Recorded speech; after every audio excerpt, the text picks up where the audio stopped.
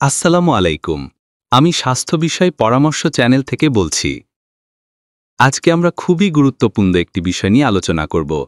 মানুষের শরীরে প্রস্রাব কিভাবে তৈরি হয়। দর্শক, আমাদের শরীর প্রতিদিন খাবার ও পানি গ্রহণ করে। এগুলো শরীরে শক্তি দেয়, তবে সবকিছু শরীরের কাজে লাগে না।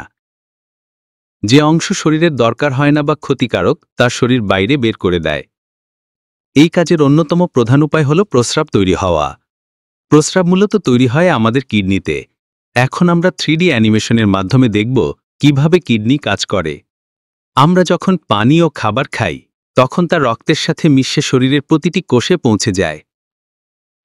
শরীর যখন শক্তি ব্যবহার করে, তখন অনেক বর্জ্য পদার্থ তৈরি হয়। সেই বর্জ্য পদার্থ রক্তের সাথে কিডনিতে আসে। কিডনিতে আছে কোটি কোটি ছোট ফিল্টার, যেগুলোকে বলে নেফ্রন। প্রতিটি নেফ্রন রক্ত থেকে দরকারি পদার্থ আলাদা করে রাখে এবং অপ্রয়োজনীয় বা ক্ষতিকারক পদার্থ প্রস্রাব আকারে বের করে দেয়। প্রস্রাব প্রথমে কিডনি থেকে ছোট নালি দিয়ে ইউরেটারে যায়। সেখান থেকে প্রস্রাব জমা হয় মূত্রথলিতে বা ব্লাডারে।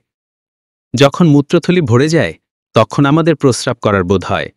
মূত্রথলি থেকে প্রস্রাব বের হয় ইউরেথ্রার মাধ্যমে। এভাবেই মানুষের শরীরে প্রতিদিন প্রস্রাব তৈরি হয় এবং শরীরকে পরিষ্কার রাখতে সাহায্য করে। দর্শক, আপনি আমাদের ভিডিওটি কোথা থেকে দেখছেন? শহর থেকে না গ্রাম থেকে? নিচে কমেন্টে লিখে জানাতে ভুলবেন না। আরও শিক্ষামূলক স্বাস্থ্য বিষয়ক ভিডিও পেতে আমাদের ইউটিউব, ফেসবুক, ইনস্টাগ্রাম আর টিকটক চ্যানেল স্বাস্থ্য বিষয়ে পরামর্শ ফলো করুন।